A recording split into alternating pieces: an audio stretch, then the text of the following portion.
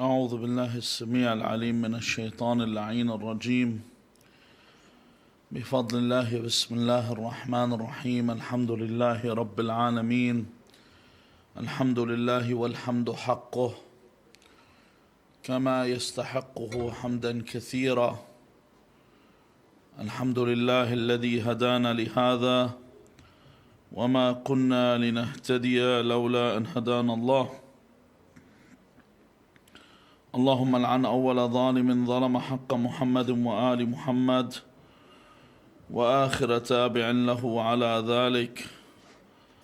اللهم لعن العصابة التي جاهدت الحسين وشايعت وبايعت وتابعت على قتله، اللهم لعنهم جميعا. ثم الصلاة والسلام على خير خلق الله أجمعين محمد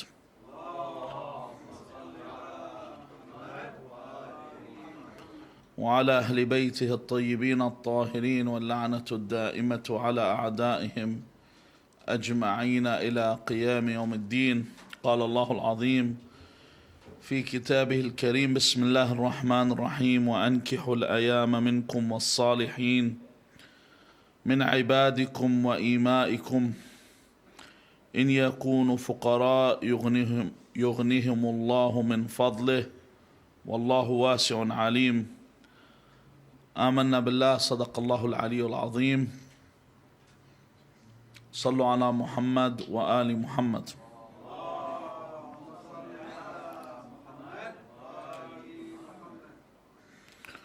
Tonight we are gathered to commemorate the passing and the death of the lady Ummul Baneen, Fatima al-Kilabiyya alayha salam. Rather than talk or make many incoherent statements about a rich history which does not really exist, even in the case of, say, Lady Zainab alayhi salam, where you'll have a whole historical book about her life, and if you actually were to pull out what is really historical documents, it's only a few pages.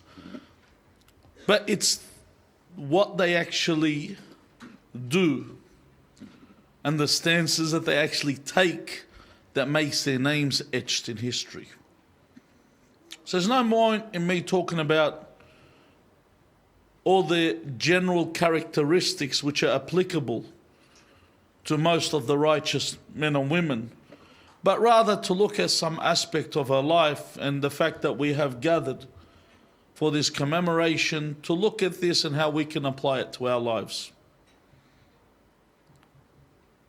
One of the most important things that we remember as we finish commemorating the martyrdom of Fatima al-Zahra, salawatullahi wassalamu alayha, is that in her wasiyyah, in her last words to Amir al-Mu'mineen Ali ibn Abi Talib alayhi salam, is she mentioned to him to marry.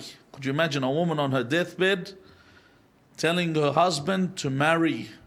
She mentions marry Umama. She asks him to marry another wife on her deathbed.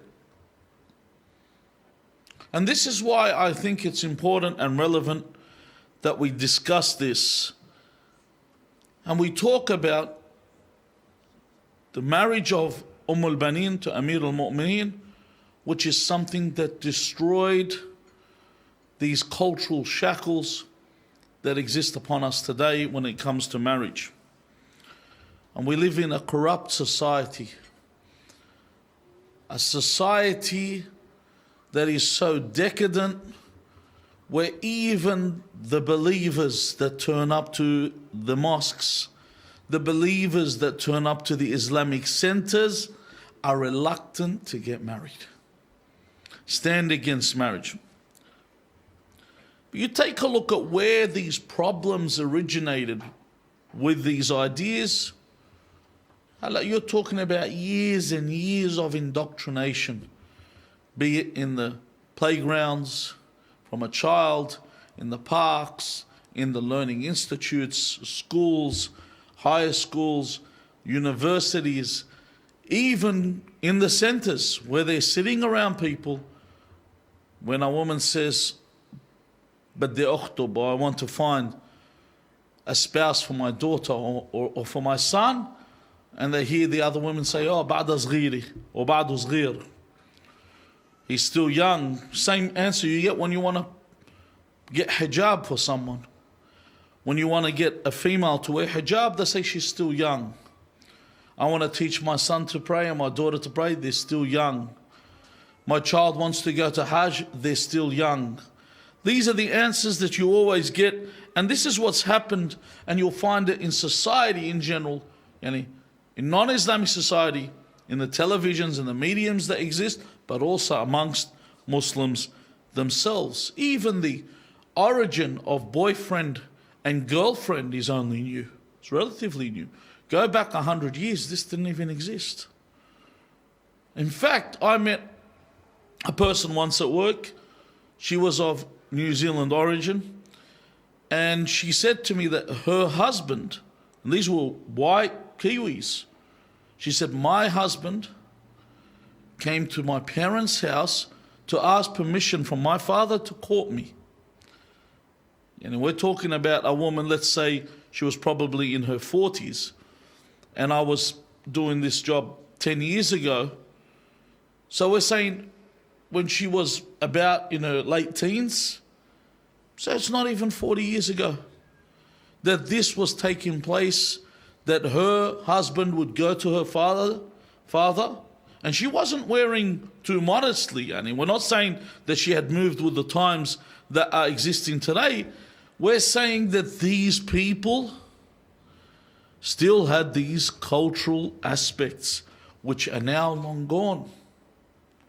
That people don't look at them now. It used to be through the door. When you wanted to get married, you would enter through the door, and that's the way it is. Even though some people may say there are negatives to everything. Of the negatives of going through the door is sometimes there could be a bastion of some size, a big obelisk figure called a father that does not want his daughter to get married because his daughter hasn't got a PhD yet. You know, those types that just stop there and want to prevent because they think that marriage and education don't work together.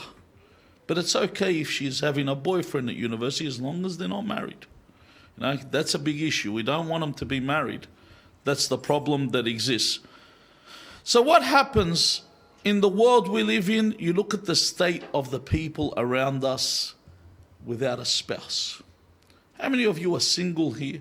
And look at the state of a single person. They live in a state of desperation. That they live in a state where things don't work out, and people try to run away from this and pretend it doesn't exist. A married man, and forget about a single, a married man without intimacy after a week turns into a monster. Imagine a single guy that's been months fasting without any break whatsoever, it turns a pious man into a demon.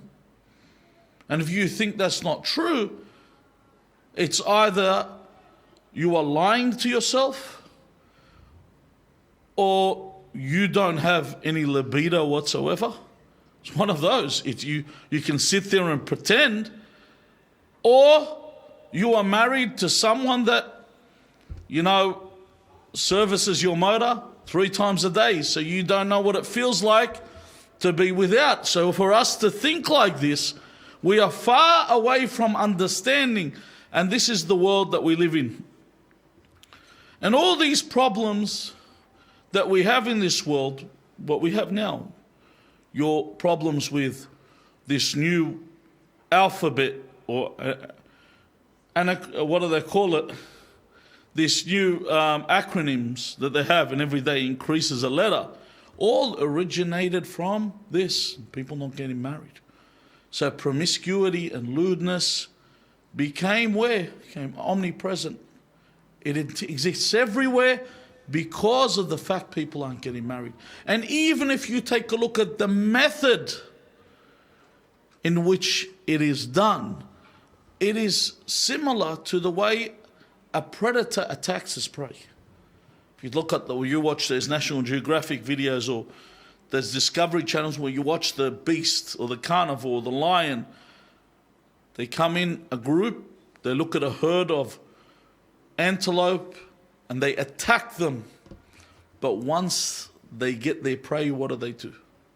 Do they just stay there and eat? No. They take the prey. In the case of the leopard, we'll take it to a tree and go away where they can, away from the eyes of onlookers. And this is pretty much what happens. People go out, they go to some club, they go to some beach where it's crowded, then they get their prey, the one that they've somehow seduced away from the crowds, and then they go to somewhere isolated for them to commit this act of sin or promiscuity. But what's led to them is the problem of not getting married. The people think that I can delay and the time will come. And generally we used to say that women have missed the train. They missed the carriage. You say, like, you meet someone that's in her 40s, not married, you say, look, you missed the carriage or you missed the train. But now even men miss the carriage. They don't get married, and then their standards are too high. They've set the bar so high. They haven't had a look in the mirror for so long, and they think that they're entitled to the most pristine of women. Look, if your bank account has multiple zeros there, yes, a lot of people will succumb to and will be encouraged to marry you for these reasons. Taban, you're not going to get the right people, because the right person doesn't fall for the dollar and run to the dollar. In the end, all you're going to get is what? A gold digger. You're not going to get someone that really wants you, rather someone that wants what you have. Now, what you need to know, alaykum assalam, the need to get married and reproduce is inherent. It's within you. Because nobody wants to die alone. And in fact, your reason to live is what? Your reason to live is for your children. Have you ever seen when someone is about to get killed, what's the first thing they tell to the person pointing the gun at them? They say, I have 3 children, or I have 4 children. Why do they say this? That's the reason I want to live. I need to raise these kids. That's the purpose of my life. That's the reason surrounding this. Even when I was reading about people that return to jail after going to jail, they say 80% of people that get out of jail and get married don't return to jail. 80%. Because there's no purpose in them doing it again. They change the way that they are. Even most of you that are youth, they got married. Take a look at the way you deal in situations now. I'm talking generally. There are some people that they don't change. But general people, the normal people, the majority of people, when they're single, if someone cuts them off, they might get into a fight. But once they get married, they start thinking, I've got kids. I don't need this. I don't want to lose my license. I don't want to lose my freedom. I don't want to lose my job. I don't want to what if I'm in an altercation with someone that's not as merciful? They start to look and reflect over all these things. And even when you take a look at the married person, they're not as careless as a single person.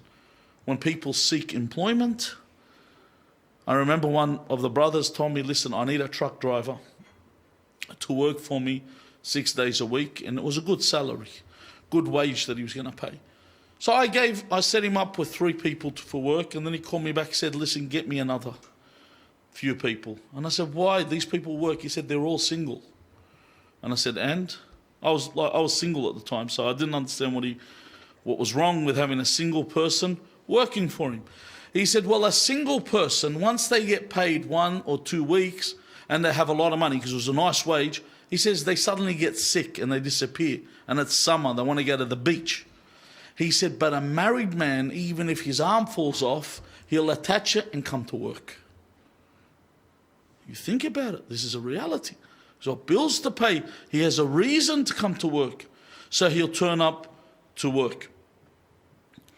And that's why they're more likely to get employment in this case. Now, if we take a look at the verse I introduced the discussion with, وَأَنْكِحُوا, the verse that Allah Azza wa Jal mentions in the Quran, He says, وَأَنْكِحُوا الْأَيَامَ مِنْكُمْ. Firstly, Allah Azza wa Jal mentions here, وَأَنْكِحُوا, meaning for you to marry. Marry who? Marry the single people. Now, when He mentions here in the verse, you need to understand that He's telling the people collectively to get others married. He's not telling you to go get married. So firstly, there's verses where God calls you to get married. There are narrations for where Allah Azza wa Jal tells you to get married. But in this narration, in this verse here, He's actually calling you to get people married. To arrange for people to get married. See, this may be because a single person is bashful. One of the reasons, some people are shy, they're timid. I don't want to admit that I have the need to get married. Not everyone's the same. Some people, they just come up to their parents and say, listen, get me married. If you don't get me married, nasty things are going to happen in this house, so get me married. They make sure they're out there, get me married. And then you get the other ones, they say, I don't know. There's some kids that don't even ask to eat. They're starving, their stomach's making noise. Yeah, if you want to put me food, I'll eat. And there's ones that they'll just go through the fridge, they'll rummage through and get what they want. The foragers in the house. There's a big difference. There are those that are timid and they don't talk. Now the thing is, when we talk al-ayama, you need to understand this does not mean the unmarried as in only the single. This also means everyone that is single, in the case of divorced people, in the case of widows. Anyone that needs to get married, they don't have to tell you. It's like when someone comes to your house, do you wait for them to tell you, I would like some tea? Or do you come and put the tea? Do you wait for someone to tell you, I'm hungry? Or do you put the food? In our culture, you feed people, you put the food. And that's sometimes, when they see the food in front of them, when they see the fruit cut in a plate, when you sit down, some people, they cut the fruit up and they put it in front of you, you'll eat it. Sometimes you go to a house, they put oranges and mangoes and pomegranates in front of you and a knife, and you never touch them. But then you go to some houses where they actually cut them for you. They get the orange, they cut it into little bits, and they put it, and you will eat it. And this is what we're talking about, putting it in front of them and giving them this access so they are enticed to do this. The other thing is, being a single person, it's hard for you to know how to get married. Why? You've never done it before. Most single people, they don't know the way to go about it. And they see every avenue is difficult for them. Sometimes they don't have the financial means and you're capable to aid them. Sometimes they don't have the connections or the people that you know, and you are able to find these people for them. Even in our society, an unmarried or a divorced woman or a widower is told by her family, that's it, You had your roll of the dice, it's over. You can't get married again. I was at a fetha once at the masjid, and the person announcing, I couldn't believe this guy was still in the Stone Age. You know what he said on the announcement? He said, this woman died in her 20s. She had children, and she was that honorable that she never got married again. And I said, this guy, where did they pluck him out from the Jahiliyyah and bring him back? This guy's from the age of ignorance. This is Ayyam al-Jahiliyyah, when they say, a woman, your husband's dead. In fact, this is something you'll find in the Bible. In the Bible, St. Paul used to push this. St. Paul used to say, if you are unmarried, if you are single, then if you can, hold out, because I'm a single man. I bet you are. He says he was a single man, just like, but this is why the Catholic Church follows this way. And that's why they never go near the altar boys, ever. because they've sworn to celibacy. It doesn't work. God has created you in that manner. It doesn't work to be celibate. It doesn't work at all. And there's evidence of this.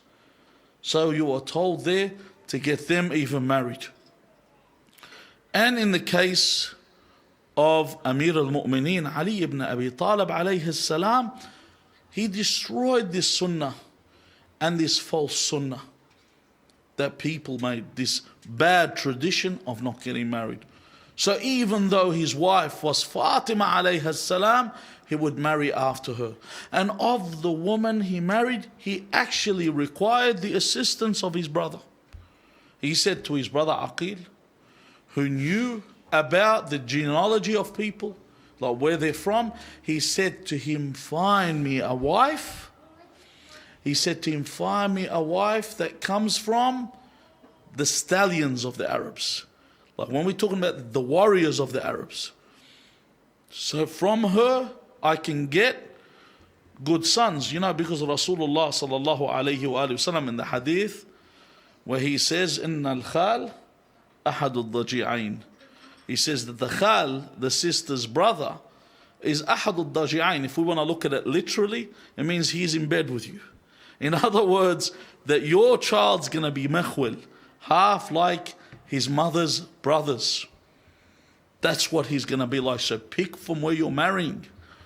You know, sometimes someone goes, looks for a trophy wife, and her brothers are decadent, and then ends up with decadent children, and then he wonders why are my children so bad? This has an effect. The genetics plays a role. The makeup plays a role. So if you marry from a family where the men, when we say fuhulat al-Arab, as the narration says, we're not talking about people that slap around others. These people, you know, these guys that grow muscles and hit people around them, they're the cowards of the community. When war comes in, they're the first to run. Watch and you'll see in your life. We are talking about the men that have chivalry, that stand up at the time. I remember, I'll give you a good example. There's one guy in my wife's village, in my auntie's village over in Lebanon. If you see this guy's got big traps, big muscles, and all the time he slaps people around because he's really strong. During Harb Tammuz in 2006, this is actually what happened. The people he used to slap around were the ones that were fighting. He had to be carried because he said, I cannot move my legs from fear. During the war, he could not move his legs. And these small guys that he was tapping about and wouldn't touch him because they said they're Ibn Baladna. That was their attitude. So people go, look at this coward. No. They're not cowards. They fight when the battle gets hot. When it heats up and you're against the real enemy, that's where they stand up. They don't stand up against their brothers. They don't stand up against their family. They're the cowardly types. So when Amir al-Mu'mineen was looking for these types of people and he married Ummul Baneen, then he got someone from her, like her sons, like Abu al-Fadl Abbas alayhi salam. Abu al-Fadl Abbas alayhi salam, and you want to see his characteristic from this kind of a woman, at the time of the battle of Karbala, when he asked the Imam, look what he requested on the day of Ashura. He requested from the Imam permission. And you remember, this is someone that is a warrior. This is someone that the poets, when they speak about him, they say that the enemies around him, their faces were frowning and afraid, while he stood smiling and laughing at them in that manner that he was ready. This is what he's ready for. And then when the Imam said, I don't want you to fight, he didn't say these words, but he said, all I want from you is to go get water. If you read the narration, imagine you are built for this. And then he shows what kind of a valiant soldier he is, because he is obedient to his master. He doesn't go out there to fight, he goes out there to fetch the water. This is what we're talking about of what Amir al-Mu'mineen was looking for when he married Ummul Baneen. And he killed this sunnah that people have of what? Of preventing people from getting married once they're a widow or once they're not capable of getting married. In fact, getting involved to getting people married is so important. I'll give you two narrations with this. Firstly, Amir al-Mu'mineen Ali ibn Abi Talib, salawatullahi wa salamu alayhi, says, أفضل الشفاعات أن تشفع بين اثنين في نكاح حتى يجمع الله بينهما. The best shafa'a, the best intercession.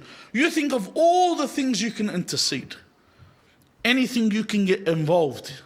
The best intercession is where you intercede between two to bring them into matrimony, to bring them into marriage. It kills the saying, if you guys remember when I mentioned on Saturday night, that saying that the Arabs have, they say, حط إيدك بجنازي وما تحط إيدك بجوازي. It kills that saying. Get involved in a funeral and don't get involved in a marriage. Amir al-Mu'mineen says to involve yourself. It is the best intercession. Now I'll give you one other narration which is even greater. Rasulullah sallallahu alayhi wa sallam, sallu ala Muhammad wa ali Muhammad.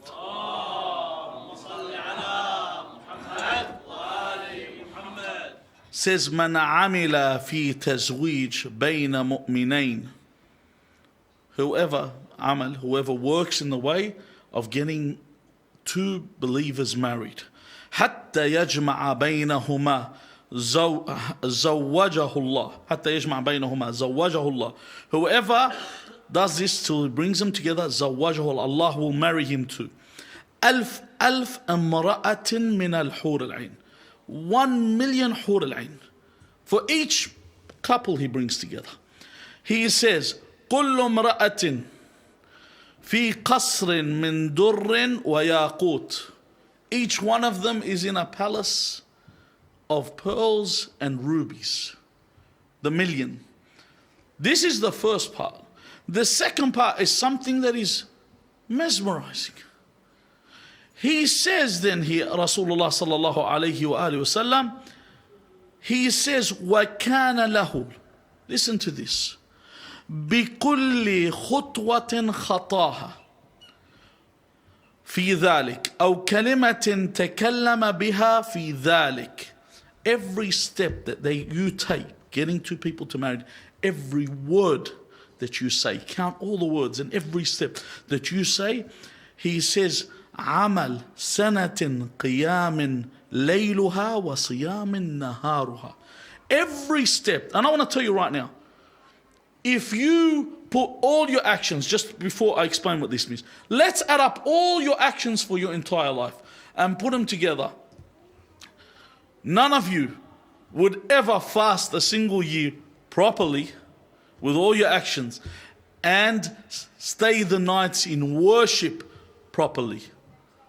This is given to you on a platinum platter.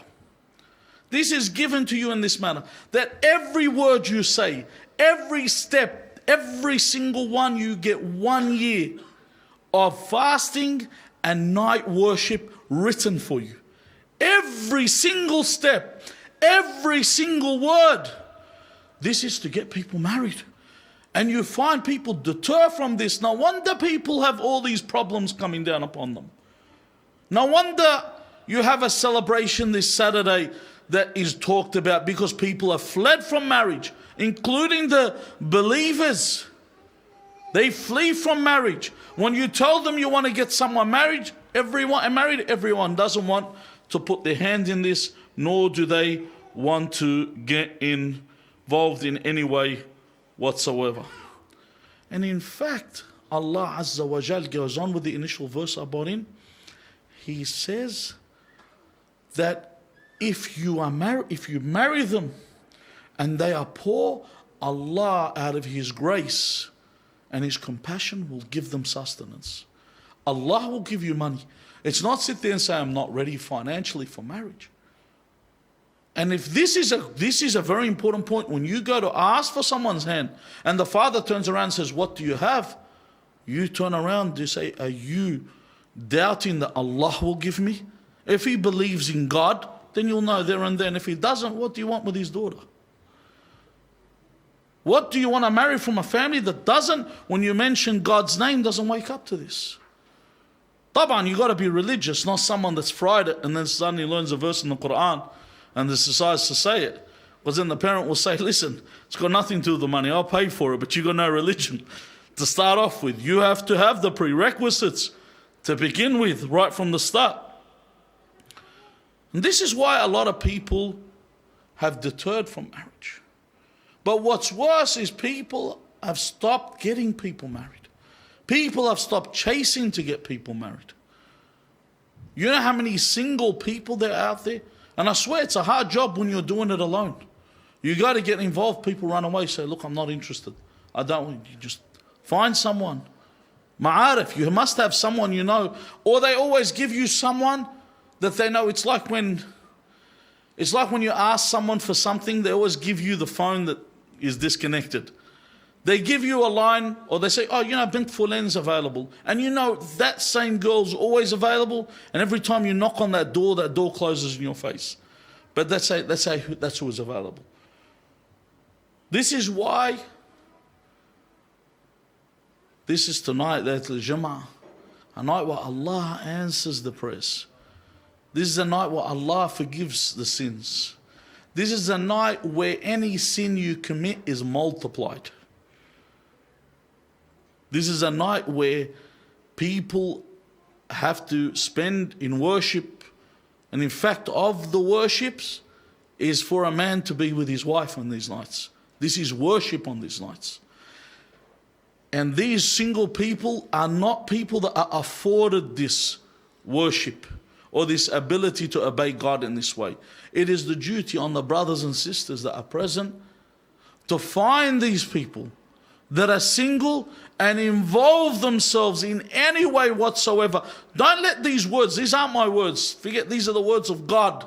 These are the words of the Messenger of God. These are the words of Amir al-Mu'mineen that I just mentioned. For you to be involved. These aren't my words. These aren't things that you hear and just walk away from them. If you have proper belief in God, Allah Azza wa Jal is the one that sustains you. Allah Azza wa Jal is the one that helps you. And Allah Azza wa Jal is the one that gives you a way at the times when everyone turns you away. We ask Allah Azza wa Jal not to turn us away on this night. We ask Allah not to leave a single person in this Husayniyah or a single person of Shi'at Amir al-Mu'mineen single on this night.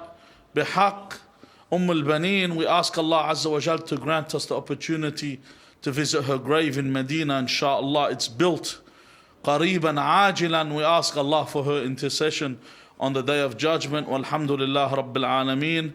Wa salli Allahumma ala Muhammad wa alihi at-tayyibin at-tahirin.